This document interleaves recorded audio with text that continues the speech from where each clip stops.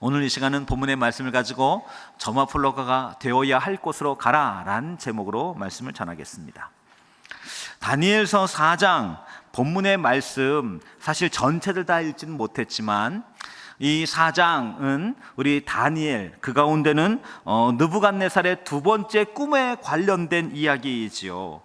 바벨론 제국은 어느새 안정되어졌습니다. 번영하였죠. 번성하였습니다. 평화로움이 바벨론 나라에 가득한 것 같았습니다. 그런데 어느 한날 여기 느부갓네살이 다시 한번 꿈을 꾸게 되어졌습니다. 두 번째 꿈이죠.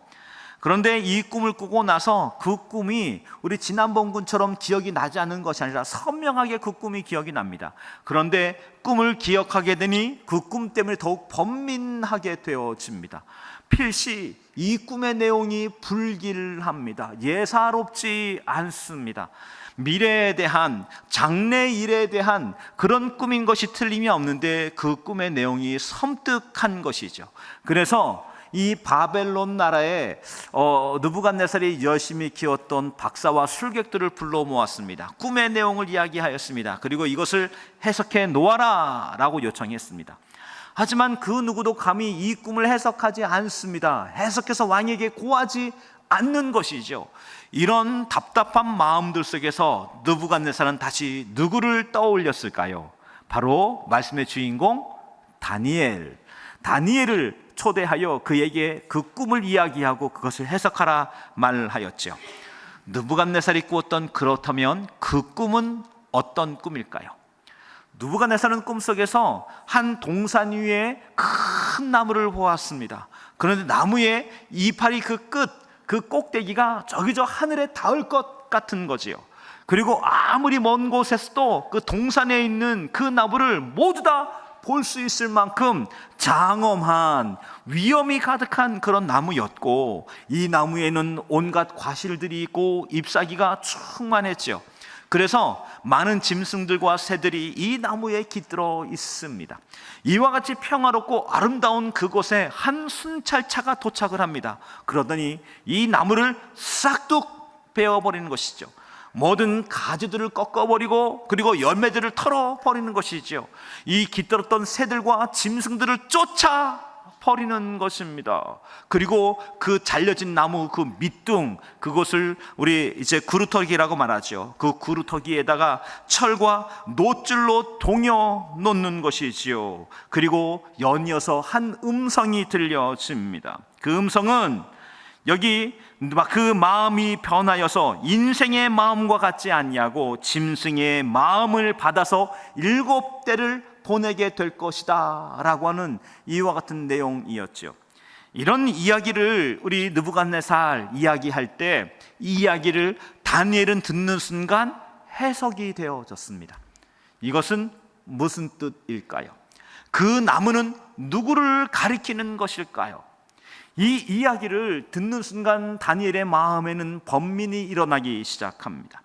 여러분, 이 시간은 여러분이 한번 다니엘이라고 하는 그 입장으로, 내가 다니엘이라면 이 꿈의 해석을 알았다, 그러면 이 꿈을 통해서 어떤 마음이 드시겠습니까?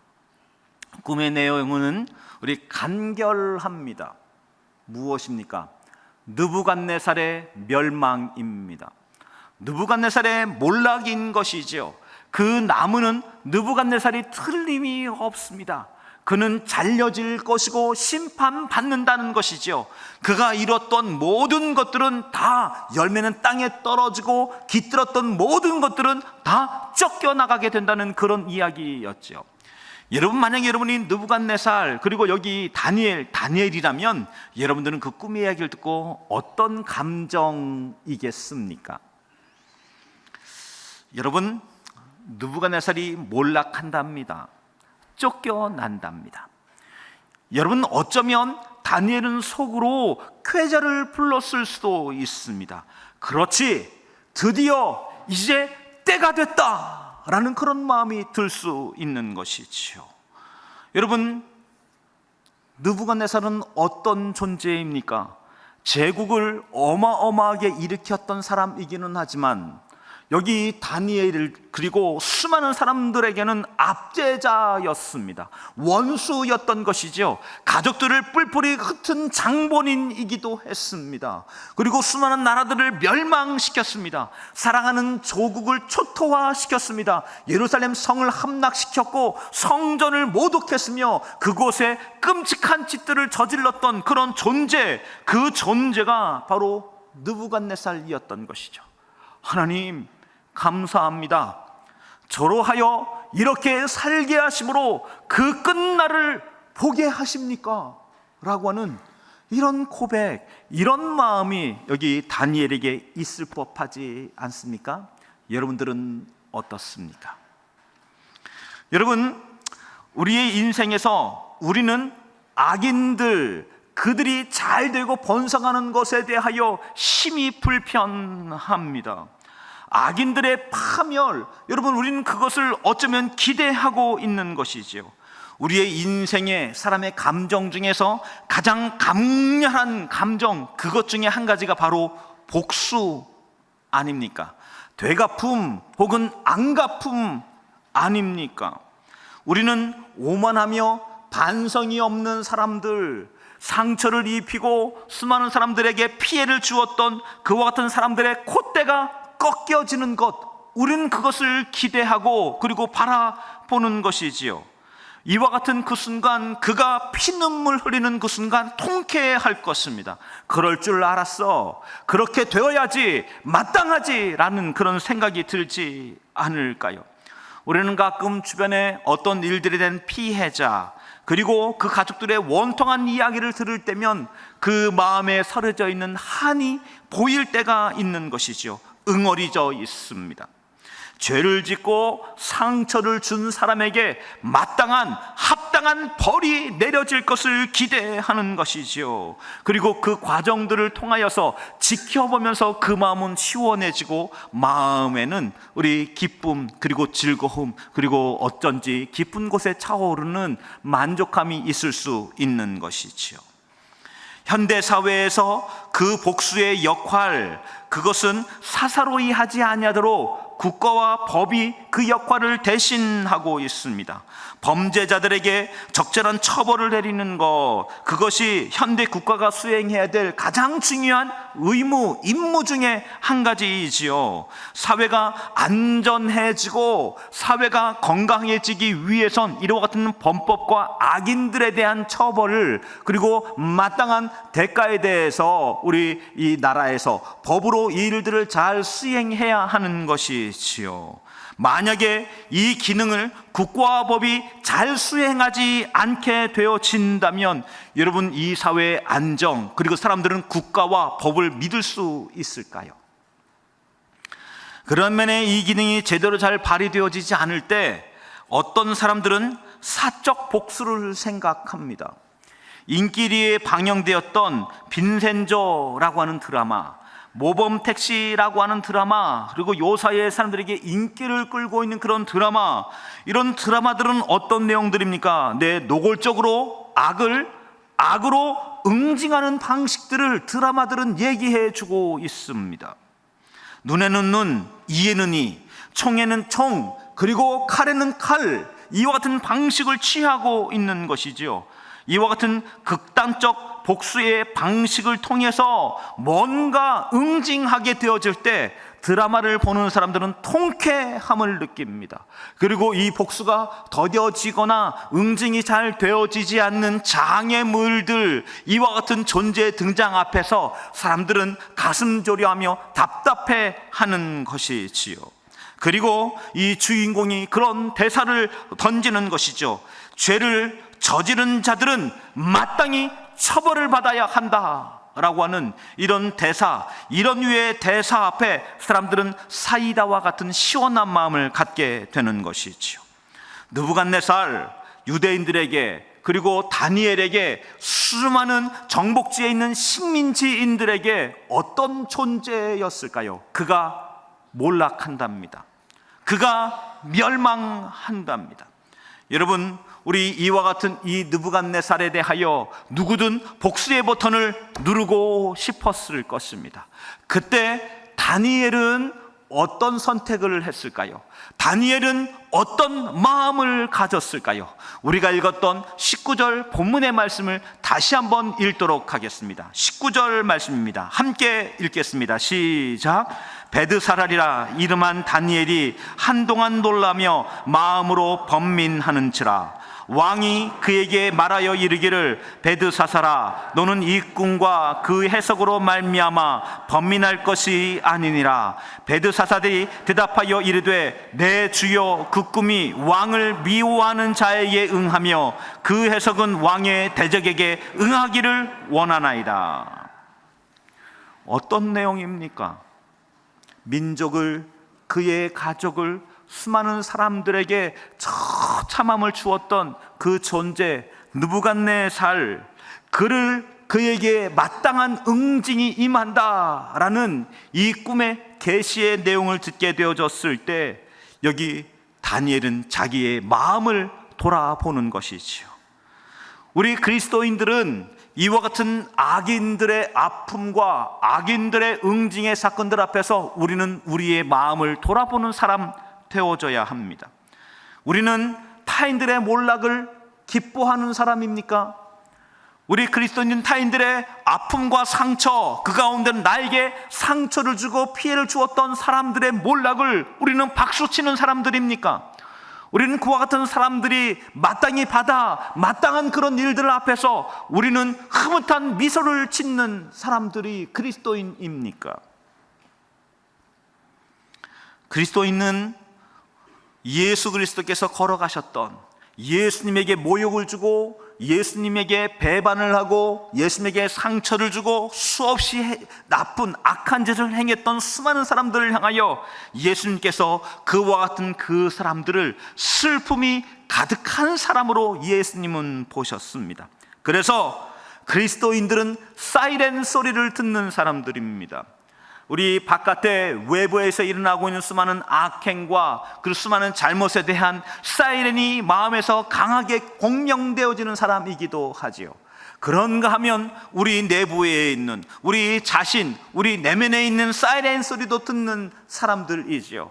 외부에 있는 악과 그와 같은 일들에 대하여 우리는 사이렌 소리를 듣기도 하지만 나의 내면에 이와 같은 악인들의 번영함과 그리고 악인들의 악함에 대하여 우리 규탄하는 것을 넘어서서 그들의 멸망을 촉구하고 그들의 멸망 앞에서 쾌재와 박수를 치고 있는 우리의 내면의 악에 대해서도 우리는 사이렌 소리를 듣는 그런 사람이기도 합니다. 여러분, 우리 그리스도인들은 때때로 이 땅을 살아가면서 우리의 내면에 또 다른 사이렌 소리가 들려지기도 합니다. 맞습니다. 지금 여기 느부갓네살에게 이 말을 하고 있는 다니엘은 무엇을 여기 느부갓네살에게 도전하고 있습니까? 왕에게 그의 잘못에 대하여 회개할 때라고 말하고 있는 것입니다. 악인의 멸망이 가까워왔으니 그 일을 반드시 넌지시 이야기하는 사람이 아니라 돌이킬 것을 말하는, 돌이킬 것을 제안하는 사람이기도 했었습니다.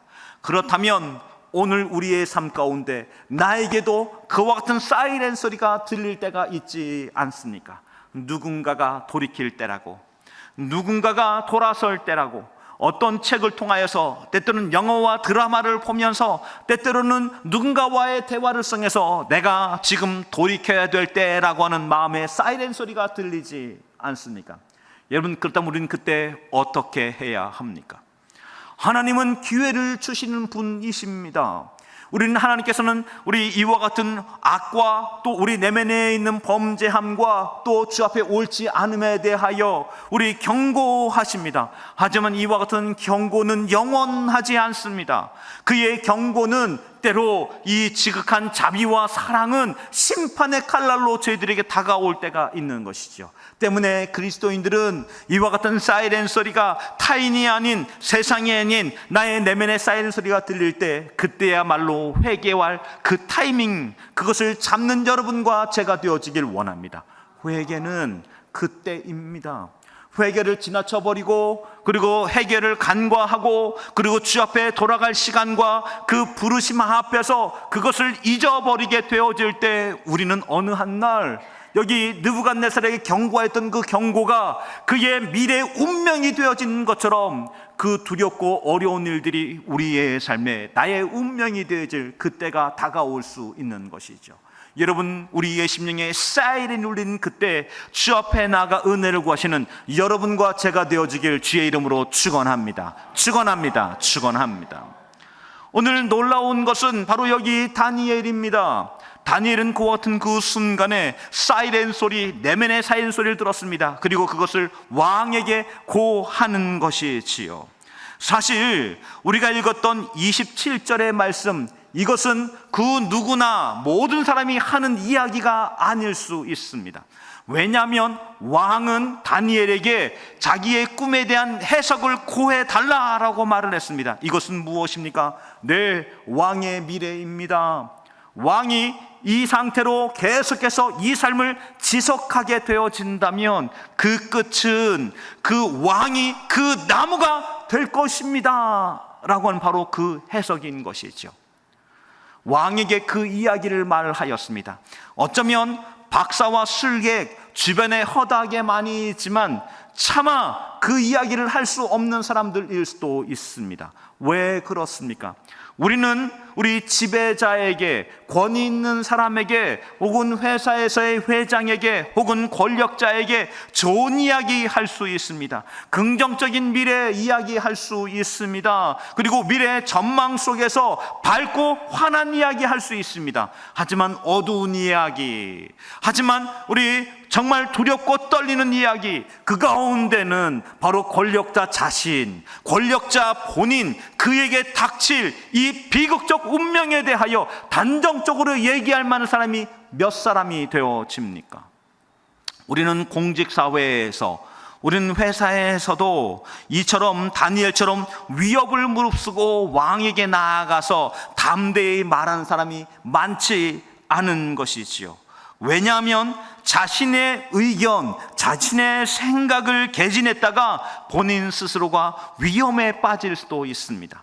왕 혹은 권위자가 위험에 빠지기 전에 내 자신이 먼저 위험에 빠질 수 있기 때문에 그런 것이지요.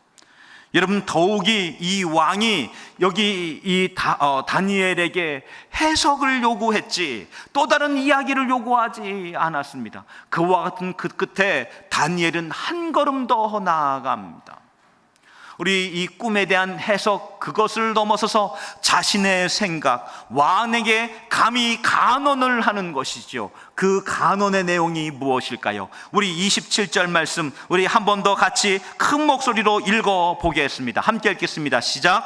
그런즉 왕이여, 내가 이것을 아뢰는 것을 받으시, 공의를 행함으로 죄를 사함, 가난한 자를 긍휼히 여김으로 죄악을 사하소서. 그리하시면 왕의 평안함이 혹시 장구하리다 하니라.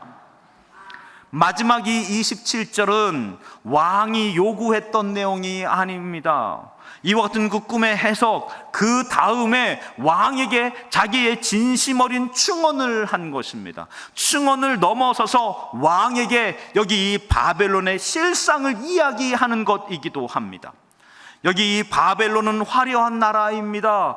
신 바벨론 제국의 위험은 만방에 떨쳐져 있습니다. 신 바벨론은 이전의 아수르라든지 수많은 제국과 다른 문명적 다양한 일들을 만들어낸 나라이기도 합니다. 그런 면에 아름다운 나라, 화려한 나라입니다. 하지만 이 제국의 이면에는 억압이 있는 것이죠. 불의가 가득했던 것이지요. 착취가 있었던 것이지요. 여러분, 이와 같은 바벨론의 영광 뒤에 그 있는 그 악함과 번영한 죄악과 그리고 착취와 억압에 대해 다니엘은 눈을 뜨고 보았습니다. 그리고 공직, 그의 생활을 통하여서 그 처참한 환경과 역사 속에 그 몸부림쳤던 그 시간들을 갖고 있었던 것이죠. 그런 면에 여기 다니엘은 바로 그 이야기를 왕에게 간언하고 있는 것입니다. 왕 개인이 하나님께 회개하기를, 왕 개인이 갖고 있는 이 어마어마한 권력을 누리고 그 권력 밑에 복종되어져 있는 수많은 권력 구조들이 악에 악을 더하는 존재들이며 불의를 곳곳에 만드는 사람이며 그 권위와 그 힘을 가지고 곳곳에서 착취를 일삼는 사람이므로 곳곳에 이 불의에 의하여 어려운 사람, 낙심한 사람, 상처받은 사람, 가난한 자들이 이 도성 안에 즐비하다라고 하는 그 이야기인 것이죠. 때문에 왕은 오늘 이 거짓으로 누명 쓰여져 있는 수많은 불의로 제 옥살이하고 있는 사람들을 감형해 주십시오. 그들을 사하여 주십시오. 이 땅에 수많은 사람들이 착취당하여 어려워하고 있습니다. 그들에게 긍휼을 베풀어 주십시오. 그들을 사하여 주십시오. 그들에게 아량을 베풀어 주십시오. 바벨론 이 제국에 정의와 친절이 일어나게 하여 주십시오. 이것을 요청하고 있는 것입니다. 그러할 때 왕 하나님께서 당신의 죄를 사하실 수 있습니다 라고 말하는 사람입니다. 다니엘은 여기 지금 그 왕 곁에 있으면서 어떤 한면 최고의 정점에 서 있는 사람입니다. 다니엘은 이 바벨론 제국에서 어떤 수고를 했던 사람일까요?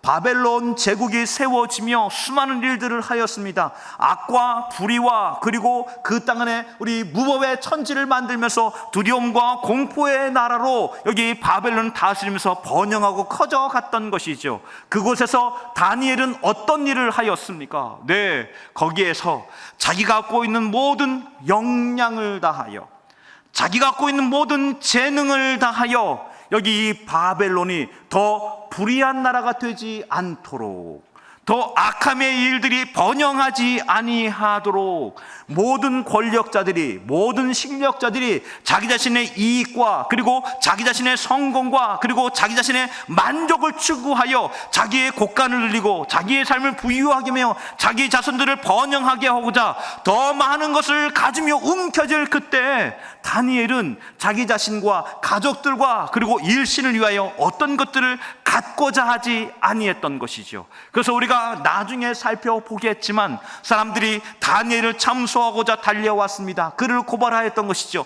하지만 수많은 사람들이 다니엘을 샅샅이 뒤조사했지만 어떤 것에서도 먼지 하나 나오지 않았던 것이죠. 사익을 취하지 않았던 다니엘 맞습니다. 이 다니엘은 자기의 역량과 최선을 다해서 성실하게 일했습니다. 열심을 다하였습니다. 최선을 다한 그는 이 바벨론 한쪽에서 이 나라의 부패와 악함에 대하여 그 사람들을 지키기 위하여 자기의 역량과 최정의 노력을 통하여서 하나님 앞에 은혜를 구한 한 사람으로 있었던 것이지요. 하지만 그러함에도 불구하고 이 제국 아래는 수많은 사람들의 부르짖음, 우리 한탄 그리고 눈물, 철규가 있었던 것이지요. 여러분 알고 계시지요? 소돔과 고모라에서 올라오는 그 절규를 하나님은 들으셨습니다. 그래서 주 천사를 통해서 그것이 진실인지를 살펴보셨습니다. 여러분 이집트에서 고통당했던 여기 이스라엘 사람들은 부르짖었습니다. 한탄하였습니다. 탄원하였던 것이지요. 그 억압의 탄식의 소리가 기도로 올려졌습니다. 하나님은 그 소리를 들으셨습니다. 제국 내에 있는 연약하고 곤고한 사람들의 탄식과 아픔의 소리를 하나님은 알고 계셨던 것이지요. 때문에 그와 같은 그 곤고함, 그 연약함에 대하여 이 일을 누가 일삼고 있는가? 이 일에 대하여 누가 우리 이것을 촉구하며 이것을 더 번영케 하는가? 누가 이 일을 더 불에 기름 붓듯 수없이 많은 악을 저지르는 통로인가? 그 정점에 누가 있습니까? 이제 느부갓네살이 있다는 것이죠. 여러분 시편 146편 7절로 9절은 이렇게 말씀하고 있습니다. 억눌린 사람들을 위해 정의로 심판하며 줄인 자들에게 먹을 것을 주시는 이시로다. 여호와께서는 갇힌 자들에게 자유를 주시는도다. 여호와께서 맹인들의 눈을 여시며 여호와께서 비굴한 자를 일으키시며 여호와께서 의인들을 사랑하시며 여호와께서 나그네들을 보호하시며 고아와 과부를 붙으시고 악인들의 길을 굽게 하시는도다. 다니엘은 하나님의 심장 박동 소리를 듣습니다. 바벨론 제국에 점점 더 창궐해 가고 있는 악의 번영함, 그리고 수탈과 수많은 억압 속의 탄식들을 하나님이 얼마나 가슴 뜨겁게 느끼고 있는지, 하나님의 고동, 이 심장 박동 소리가 점점 뜨거워져 가고 있습니다. 점점 빨라져 가고 있는 것이죠. 다니엘은 하나님의 심장 박동 소리를 함께 느끼며 고통하고 있는 한 사람으로 있었던 것이지요. 하나님은 끝내 바벨론에서 무슨 일이 일어나고 있는지 물으신다, 왕에게도 물으신다 라고 말씀하고 있는 것입니다. 여기 이 왕 느부갓네살은 어떤 존재입니까? 네, 느부갓네살은 만왕의 왕으로 온 땅을 다스리는 지존자로 서 있는 것이죠. 느부갓네살은 손가락 하나를 위 아래 까딱하는 것으로 수많은 사람들의 목숨을 앗을 수 있는 사람이기도 합니다. 맞습니다. 느부갓네살은 사람들의 운명을 결정하는 사람이었습니다. 최고의 정점에 서서 인생의 운명을 향해서 통보하는 사람이었던 것이지요. 그런데 여기 다니엘은 왕에게 감히 구하고 있는 것입니다. 당신의 운명은 당신이 아니라 하나님이 결정하십니다. 만왕의 왕 대신 왕위의 왕 우리 하나님께서 당신의 운명을 결정하셨습니다. 이제라도 당신은 회개하십시오. 그리고 나라 안에 있는 온갖 불의와 악에 대하여 이제는 다시금 돌아보십시오. 바벨론 제국에 있는 불의를 간과하지 마십시오. 연약하고 억누른 자를 향한 왕은 그 땅을 굽어 보십시오. 그러하게 될 때 혹시 왕의 미래가 하나님의 궁을 속에서 평안하리이다, 장구할 것입니다를 간언하는, 증언하는, 도전하는 한 사람으로 있는 것이지요. 여러분, 여기 모든 사람들이 자기의 안위를 살피며 느부갓네살에게 나아가지 않을 그때 느부갓네살에게 나아간 여기 다니엘, 그리고 증언을 하여 그 나라의 역사와 능력을 구하고 있는 다니엘, 그 한 사람이 있는 것이지요. 여러분, 우리는 이 다니엘에게서 용기를 보게 됩니다. 다니엘은 그 말을 하기까지, 그 말을 할 수 있는 위치에까지 다다르게 되어졌습니다. 다니엘, 한마디로 다니엘은 세속 정부에서 최선을 다해서 일을 하였습니다. 그리고 공직, 그곳에서도 열심을 다했던 사람입니다. 하지만 그와 같은 그 열심과 신실함 그곳에서 세상에 그저 우리 갈대처럼 눕는 존재로 있었던 존재가 아니라 거기에서 왕에게 필요한 시간에, 필요한 위치에서 필요한 말을 할 수 있는 사람이 되어졌지요. 사실 다니엘서 1장을 바라보면 다니엘과 그 세 친구들은 왕의 진미, 산의 진미, 포도주를 거절했습니다. 먹지 않겠습니다. 아니요 라고 대답했습니다. 하지만 우리 재차 말씀드렸던 것처럼 다니엘은 이 바벨론의 교육을 받아들였습니다. 문화를 받아들였습니다. 그리고 이제 앞으로 왕이 픽업할 때 그 속에서 자기에게 맡겨진 일을 잘 감당할 만한 역량을 갖추기 위하여 노력을 다했던 사람입니다. 그리고 왕이 픽업했습니다. 왕이 그를 우리 귀한 자리에 옮겼고 그가 그에게 공직을 맡겼죠. 그는 공직, 그것을 맡기게 될 때 그 자리에서 예스라고 대답했습니다.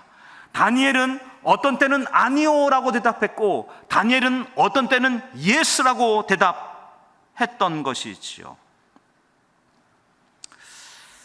여러분, 만약에 다니엘이 예스라고 대답했다면, 예스라는 대답만이 다니엘의 대답이었다면 다니엘은 오늘 그 자리까지 가지 못했을 것입니다. 하지만 다니엘은 아니요라고 하는 말, 그 속에서 가치와 진리가 무엇인지 그 가슴과 심장을 갖고 있는 사람이었기 때문에 오늘 그 위치에 있었던 것이죠. 사실 이와 같은 이 다니엘과 그의 친구들은 우리 제국, 그리고 여기 왕에게 충성을 요구했던 신상의 낙성식에서도 아니요라고 말을 했었습니다. 그래서 여기 세 친구는 풀물에 던져졌지요. 하지만 거기에서 하나님의 살아계신 능력을 증언하는 현장으로 되돌아옵니다. 여러분, 다니엘과 세 친구는 어쩌면 왕 앞에서 아니요 라고 말할 수 있었던 건 단지 예스맨이기 때문이 아닙니다. 다니엘이 갖고 있는 그 뜨거운 신앙과 가치가 무엇인지 계속해서 증명해 왔기 때문에 오늘 다니엘은 바로 그 정점의 위치에서 왕 앞에서 목숨을 걸고 그 이야기를 할 수 있는 것이죠. 저는 오늘 이곳에 있는 여러 성도님들, 그 가운데 직장에서 혹은 공직에서 여러 일들 앞에 혹은 우리의 인생의 관계들 속에서 사람과 함께 있는 자리에서 우리는 늘 사람들을 따뜻하게 대할 수 있습니다. 좋은 말 할 수 있습니다. 하지만 신앙적 진리와 가치 앞에서 우리는 아니요라고 말할 수 있는 이 용기와 담대함이 있는 여러분과 제가 되어지기를 원합니다.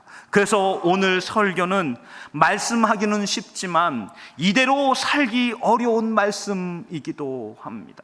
전하기는 쉽지만 인생의 삶 가운데 그 관계 속에서 그에게 아픈 이야기를 할 수 있는, 아픈 이야기를 해야 되는, 그리고 때때로는 우리 교회 생활 속에서도 누군가에게 이런 이야기를 할 수 있는, 해야 되는, 불편을 감수하고자 하는 마음을 가질 때 가능한 그런 말씀의 현장이기도 합니다. 아까 우리 백광훈 단원님께서 기도하실 때 그런 고백을 하였습니다. 말씀을 듣고 은혜 받게 하시고 그 말씀에 순종하는 삶을 살게 해달라고.